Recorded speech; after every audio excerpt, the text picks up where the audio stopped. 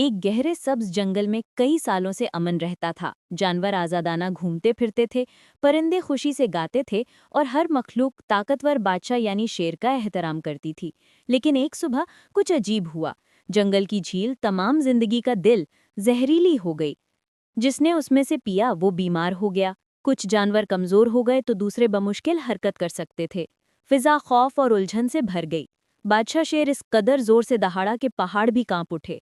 हमारे झील में जहर किसने दिया है? वो बोला।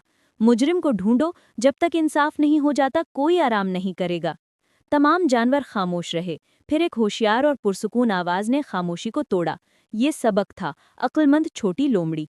उसने बादशाह के सामने झुककर कहा, महाराज मुझे सिर्फ एक रात का वक्त दें, सुबह तक पता चल जाएगा कि इस जुर्म के पीछे कौन है। शेर ने इत्तफाक किया, तुम्हारे पास तुलुए आफताब तक का वक्त है सबक, अपने जंगल को नाकाम न करो। उस रात खामोश झील पर चांदनी चमक रही थी। लोमड़ी लंबी घास के पीछे छुप गई। उसकी सुनहरी आंखें गौर से देख रही थी। एक हल्की हवा के झोंके ने पानी में एक अजीब सी बू फैलाई। अचानक उसने झील के करीब एक गहरा साया देखा। ये एक सियाह पैंथर था जिसमें एक छोटी सी बोतल थी। उसने उसे खोला और पानी में कुछ अंडेल दिया। सबक ने अपनी सांस रोकी और अपनी नन्ही परिंदों की दोस्त तारा से सरगोशी की। सुबह के वक्त जाओ और बादशाह को वो सब कुछ बताओ जो तुमने देखा है। पैंथर ने अपने आप से कहकहा लगाया और बड़बड़ाया, कल तक शेर इतना कमजोर हो जाएगा कि वो गरज सकेगा और मैं इस जंगल पर हुकूमत करूंगा। लोमड़ी अब हकीकत जान चुकी थी। जब सुबह हुई तो बादशाह ने तमाम जानवरों को एक साथ बुलाया। सबक ने आगे बढ़कर दलेरी से कहा, महाराज मैंने ब्लैक पैंथर को झील के करीब देखा, वही पानी में जहर अंडेल रहा था। पैंथर की आंखें फैल गईं।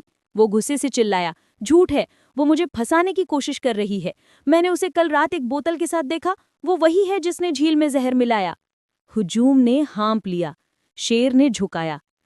तुम दोनों बेकसूर होने का दावा करते हो, उसने कहा। मैं कैसे फैसला करूंगा कि कौन सच बोल रहा है? सबक सुकून से मुस्कुराया। एक तरीका है महाराज, हम दोनों झील का पानी पी ले, जो सेहतमंद रहे वो बेकसूर है। शेर ने सर हिलाया। ये मुनसिफाना है। सब झील के पास जमा हो गए। पैंथर हिचकिचाया, मैं ये नहीं पी सकता, मेरा जिस्म हसास है, मैं बीमार हो सकता हूँ। लोमड़ी बेखौफ होकर आगे बढ़ गई। वो नीचे झुकी, पानी का एक घूंट लिया और कुछ नहीं हुआ। वो बिल्कुल ठीक थी। जंगल हैरत से हाँप गया। शेर की आंखें नम हो गईं। वो पैंथर की तरफ मुतवज्जो हुआ और गरज कर बोला, सच बोलो। घबराकर पैंथर घुटनों के बल गिर गया।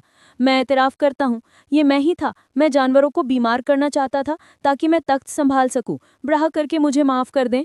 शेर फिर दहाड़ा, इस जंगल को हमेशा के लिए छोड़ दो, यहाँ धोखा देने की कोई जगह नहीं है। पैंथर अंधेरे में भाग गया, कभी वापस न आने के लिए।